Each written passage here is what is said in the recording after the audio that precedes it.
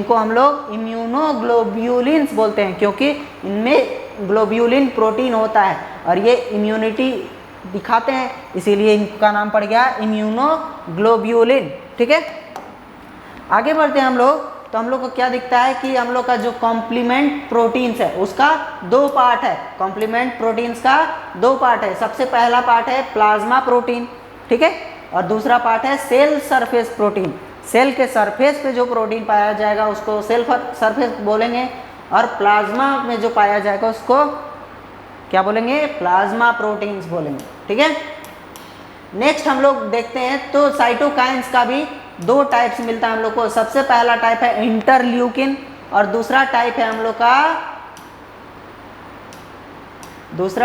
लोग का इंटरफेरोन्स। क्या टाइप है?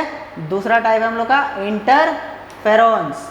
ठीक है, अब हम लोग देखते हैं कि जितने भी हम लोग का इम्यून सिस्टम है, तो हम लोग क्या पढ़ रहे हैं? Soluble mediators of immunity. तो इसमें हम लोग को क्या मिलता है? Complement proteins. क्या मिलता है? Complement proteins. ये स्ट्रक्चर है, जैसे ये साइटोप्लाज्म हो गया, ये फॉस्फोबाइलिपिड लेयर हो गया। ठीक है, ये कॉम्प्लीमेंट प्रोटीन्स होते हैं। क्या होते हैं? कॉम्प्लीमेंट प्रोटीन्स होते हैं। यहीं से क्या जाता है? अंदर जाता है कोई भी चीज़। ठीक है, जैसे ये इनरसिंग फ्लूइड है, कोई फ्लूइड है जिसको अंदर जाना है तो कहाँ से जाएगा?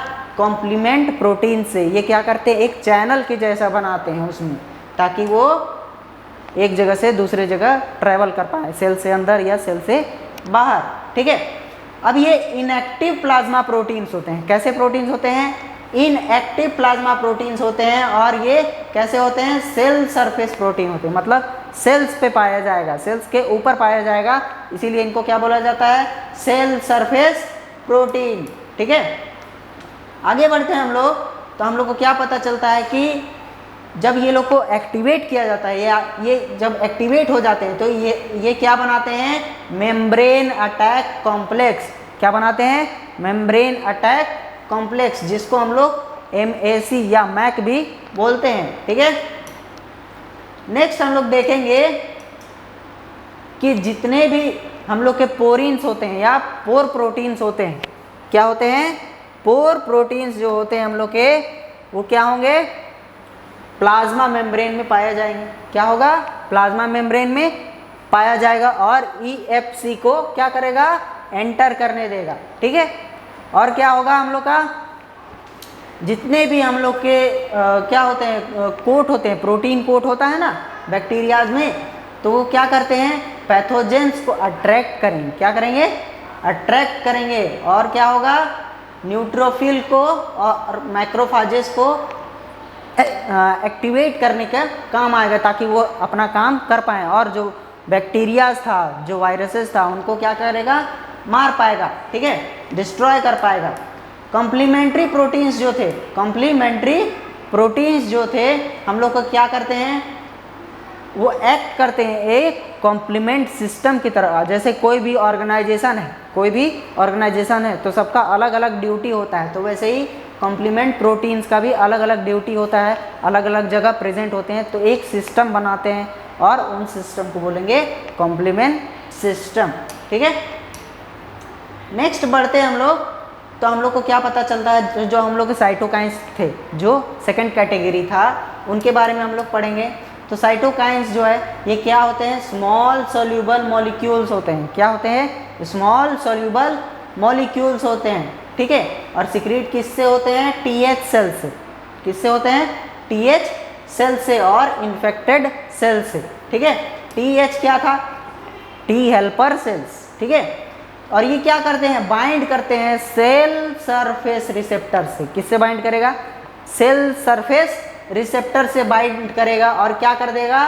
एक्टिवेट कर देगा, इनिशिएट करेगा, एक्टिवेट कर देगा। ठीक है, ताकि सेल डिफरेंशिएशन हो पाए। क्या हो पाए?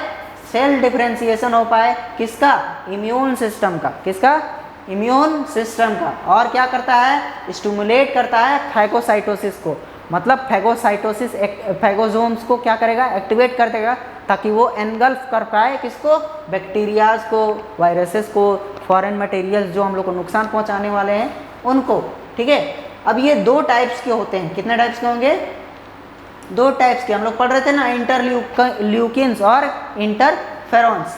ठीक है, ठीक है। तो इंटरल्यूकिन्स क्या होते हैं, ये प्रोड्यूस होते हैं किससे, ल्यूकोसाइट से। किससे प्रोड्यूस होंगे, ल्यूकोसाइट से। और ये क्या करते हैं, इन्वॉल्व करते हैं डिफरेंशिएशन को सेल्स का, किसका, इम्यून सिस्टम का, सेल्स को डिफरेंशिएट होने में हेल्प करेंगे। इंटरफेरॉन्स जो हैं हम लोग के, इंटरफेरॉन्स जो सेकेंड कैटेगरी था इसका, वो 3 टाइप के होंगे।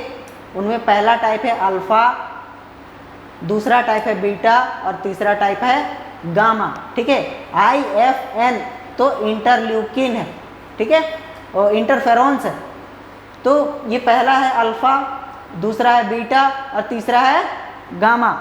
नेक्स्ट बढ़ते हैं हम लोग आगे। तो इंटरफेरॉन्स जो है वो क्या करते हैं, एंटीवायरल प्रोटीन प्रोड्यूस करते हैं। क्या करते हैं, are the antiviral protein produced by the virus infected sales.